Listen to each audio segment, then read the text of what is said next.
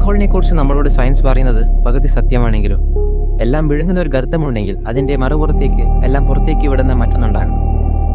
ഐൻസ്റ്റീൻ്റെ കണക്കുകളിൽ അതൊരു mathematical ഗോസ്റ്റാണ്, the white whole. പക്ഷെ എന്തുകൊണ്ട് നമ്മളിതിനെ കാണുന്നില്ല? അതോ കണ്ടിട്ടും കണ്ണടക്കുകയാണോ?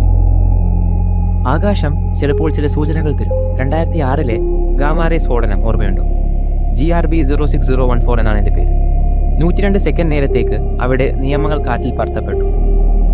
ഒരു നക്ഷത്രത്തിനും നൽകാൻ പറ്റാത്ത ആ ഊർജം എവിടെ നിന്ന് വന്നു? പലരും വിശ്വസിക്കുന്നത് അതൊരു വൈറ്റ് ഹോളിന്റെ വാതിൽ തുറന്ന നിമിഷമാണെന്നാണ്.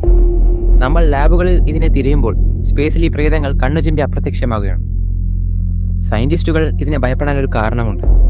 The second law of thermodynamics. പ്രപഞ്ചത്തിലെ ക്രമം തെറ്റണമെന്നാണ് നിയമം. എന്നാൽ ഒരു വൈറ്റ് ഹോൾ എന്നത് അസാധ്യമായ ഒരു ക്രമമാണ്. ഉദാഹരണത്തിന് പൊട്ടിയ ഗ്ലാസ് തനിയെ കൂടുന്നത് പോലെ ഒരു അസംബന്ധം. പക്ഷെ ആലോചിച്ച് നോക്കൂ, നിയമങ്ങൾ തെറ്റുമ്പോഴല്ലേ പുതിയ സത്യങ്ങൾ പുറത്തു വരുന്നത്?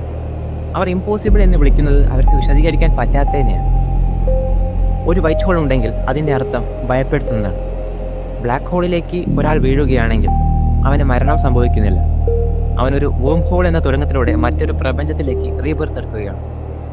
നമ്മുടെ ഈ ലോകം തന്നെ മറ്റൊരു വലിയ ബ്ലാക്ക് ഹോളിൻ്റെ മറുപുറത്തെ അവശിഷ്ടം മാത്രമാണെങ്കിലോ? നമ്മളൊരു തുടക്കമല്ല, പക്ഷെ വെറും ഒരു എക്സിറ്റ് പോയിന്റ് മാത്രമാണെങ്കിലോ? നമ്മൾ തിരിയുന്നത് ഒന്നിൻ്റെയും അവസാനമല്ല, മറിച്ച് ഭയാനകമായ മറ്റൊന്നിൻ്റെ തുടക്കമാണ്. ചില രഹസ്യങ്ങൾ രഹസ്യമായി തന്നെ ഇരിക്കുന്നതാണ് സയൻസിന് നല്ലത്.